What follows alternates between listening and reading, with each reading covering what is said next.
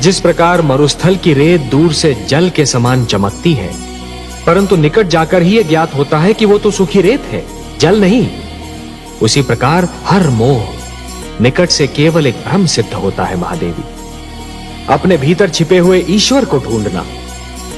मोह तो भ्रमित करता है महादेवी और फिर भटकाता है। फिर वो मोह चाहे धन का हो या संतान का, ईश्वर से प्रेम ही जीवन के उद्धार का कारण होता है। संतोत्सव में होलिका को जलाकर पाप का अंत करने की एक परंपरा बन जाएगी। पाप की होली जलाई जाएगी और यह उत्सव मनाया जाएगा रंग खेलकर, गुलाल उड़ाकर। महादेवी, जिसके मन में खोट नहीं होती वो स्वयं को भी सच्चा समझता है और दूसरों को भी। इतिहास रचा ही इसलिए जाता है महादेवी कि आने वाली पीढ़ियां ये देख सकें कि उनके पहले की पीढ़ियों ने क्या भूल की और वो उस भूल को ना दोहराएं।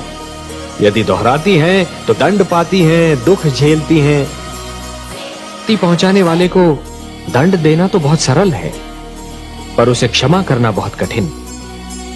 और जो क्षति पहुंचाने वाले को क्षमा कर सकता है वो तो पूजनीय है। जिस प्रकार चरित्र की हानि धन की हानि से अधिक बड़ी दुर्घटना होती है, उसी प्रकार देवत्व का अपमान देवताओं के अपमान से अधिक बड़ी दुर्घटना है। महादेवी, दो पक्षों में संधि का टूटना एक श्रृंखला के टूटने के समान होता है। एक कड़ी टूट जाती है तो कड़ी पर कड़ी टूटने लगती है। महादेवी, मोती जिस डोर में पिरोए हुए होते हैं, यदि वो डोर ही टूट जाए तो सारे के सारे मोती भूमि पर बिखर जाते हैं। और इन बिखरे हुए मोतियों को दोबारा समेटना और फिर से उसी डोर में पिरोना ये सरल कार्य नहीं होता महादेवी। जानती हूँ कमल नयन, बची बसाई नगरी को उजाड़ना सरल कार्य होता है, उसी नगरी को फिर से बसाना बहुत कठिन होता है। वर्ष और पीढ़ियां बीत जाती हैं उसे बसाने में। सत्य कहा महादेवी। समझौते का तोड़ना सदैव शत्रुता को जन्म देता है और शत्रुता एक ऐसा विषैला पौधा है जिस पर केवल द्वेष के पुष्प और संदेह के कांटे ही उगते हैं। और ये द्वेष और संदेह कई पीढ़ियों तक अपना रंग दिखाते रहते हैं। पर ये जान लीजिए कि सृष्टि की हर वस्तु किसी न किसी सीमा में बंधी हुई है। इच्छा हो, ईर्ष्या हो, क्रोध हो, कोई भी भावना हो, उसकी अपनी सीमा होती है। और जब वो भावना अपनी ही सीमा को लांघकर परे चली जाती है तो स्वयं अपने लिए ही हानिकारक सिद्ध हो जाती है। ये प्रेम, ये स्नेह और एक दूसरे का आदर करने की ये भावना ही मानव जाति को संस्कृति देगी, सभ्यता देगी, उसे उत्थान का मार्ग दिखाएगी। ये भावनाएं और इनको प्रदर्शित करने की शक्ति केवल मानव जाति को मिली है। यदि मानव ने इन भावनाओं की रक्षा की तो ये भावनाएं उसे जीवन की प्रेरणा देंगी, उन्नति की शक्ति देंगी, उसे शांति का मार्ग दिखाएंगी। और यदि मानव ने इन भावनाओं को त्याग दिया तो वो पशु और पिशाच के स्तर से भी नीचे जा गिरेगा। कि यदि चित्रकार के बनाए चित्र को कोई बिगाड़ दे तो क्या उसे तनिक भी चिंता नहीं होगी?